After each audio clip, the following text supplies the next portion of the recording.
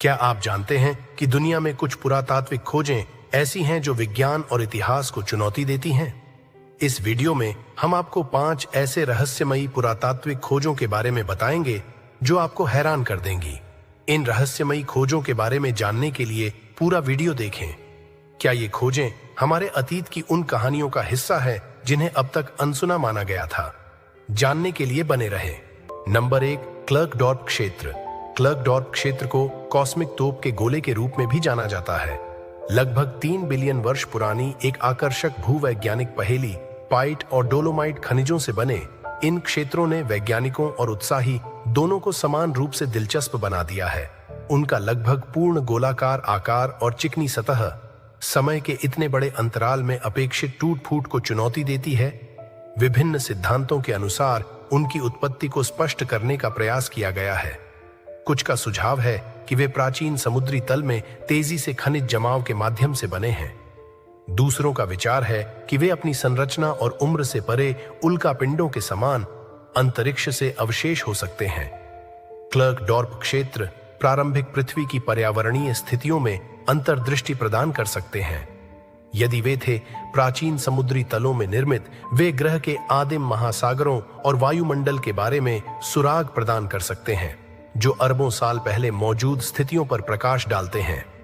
ये क्षेत्र पृथ्वी के इतिहास और इसके द्वारा रखे गए ब्रह्मांडीय रहस्यों के बारे में हमारी समझ की सीमाओं को आगे बढ़ाते हुए वैज्ञानिक समुदाय को मोहित करते रहते हैं। नंबर 2, ट्यूरिन का कफन रहस्यमयी कपड़ा है। सटीक दफन कपड़े की खोज की कल्पना करें जिसके अनुसार ईसा मसीह को लपेटा गया था। आप इतनी गहरी कलाकृति के साथ क्या करेंगे? टाइन का कफन एक लिनन का कपड़ा है जिसकी माप है लगभग 14 फीट लंबी और 3 फीट चौड़ी।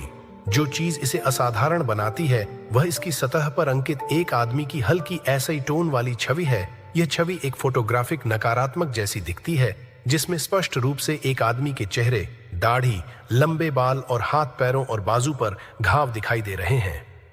कफन का इतिहास कम से कम 14वीं शताब्दी में खोजा जा सकता है जब इसे फ्रांसीसी शहर ले में प्रलेखित किया गया था। हालांकि इसकी उत्पत्ति एक रहस्य बनी हुई है। विश्वासियों का दावा है कि यह यीशु मसीह का वास्तविक दफन कपड़ा है जिसका उपयोग क्रूस पर चढ़ने के बाद उनके शरीर को लपेटने के लिए किया गया था। कफन का सबसे आकर्षक पहलू यह है कि छवि कैसे बनी। कपड़े की सतह पर कोई रंग द्रव्य या रंग मौजूद नहीं है।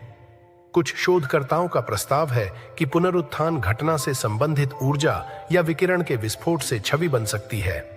अन्य एक जटिल रासायनिक प्रतिक्रिया का सुझाव देते हैं। कपड़े और सड़ते हुए शरीर के बीच कफन की वैज्ञानिक जांचें दशकों से चल रही हैं।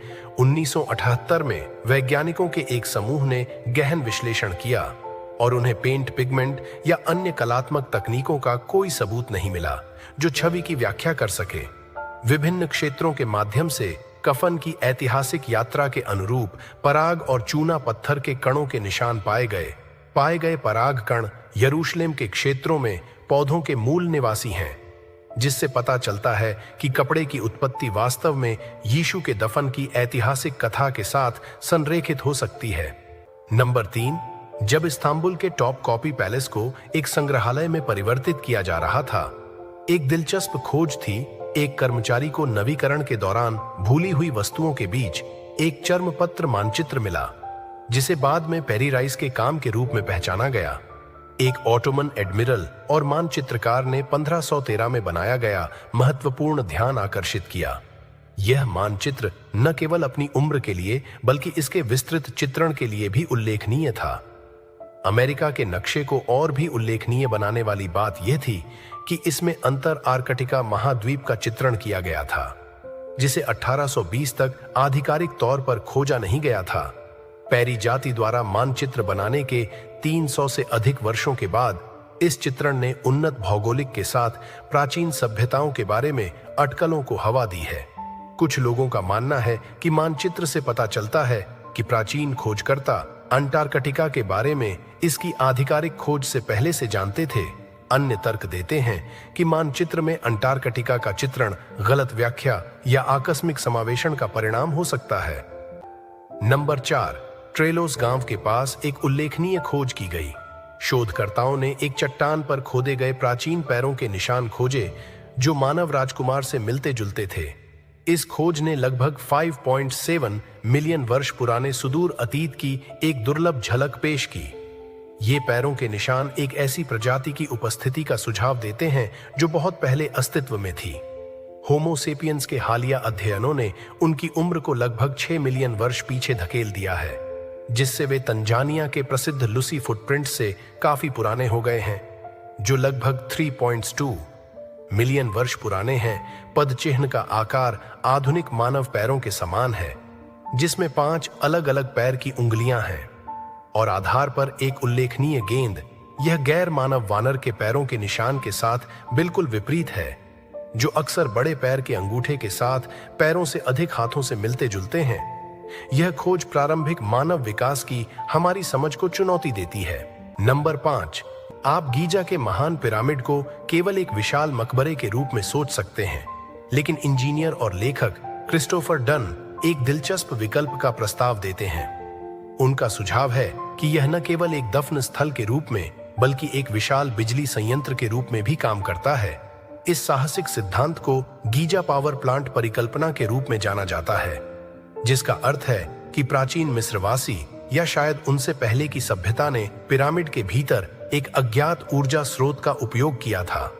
ऐसा लगता है एक विज्ञान कथा फिल्म का आधार क्या इस विचार के समर्थक पिरामिड की विभिन्न विशिष्ट विशेषताओं की ओर इशारा नहीं करते हैं, जैसे कि कंपास के मुख्य बिंदुओं के साथ इसका सटीक संरेखण, रहस्यमय शाफ्ट और भीतर के कक्ष, और यहां तक कि पत्थर की अनूठी रासायनिक संरचना भी।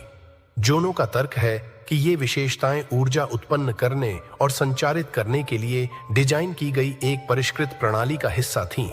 कुछ का यह भी सुझाव है कि पिरामिड ने बिजली का उत्पादन करने के लिए पृथ्वी के प्राकृतिक कंपन या केंद्रित ब्रह्मांडीय किरणों का उपयोग किया होगा। इसके अलावा डेंडेरा प्रकाश जैसी कुछ नक्काशी को संभावित साक्ष्य के रूप में उद्धृत किया गया है। दोस्तों, ये प्राचीन खोजें सिर्फ हमारे अतीत को समझने का ही माध्यम नहीं है, बल्कि यह साबित करती हैं कि हमारी पुरानी सभ्यताओं की समझ और कौशल कितने अद्भुत थे। अगर आपको इस वीडियो से कुछ नया जानने को मिला हो तो इसे लाइक और शेयर जरूर करें और हमारे चैनल को सब्सक्राइब करना न भूलें, ताकि हम ऐसी ही और भी दिलचस्प कहानियां आपके लिए ला सकें। अगली बार फिर मिलेंगे एक और अनोखी यात्रा के साथ। तब तक के लिए धन्यवाद।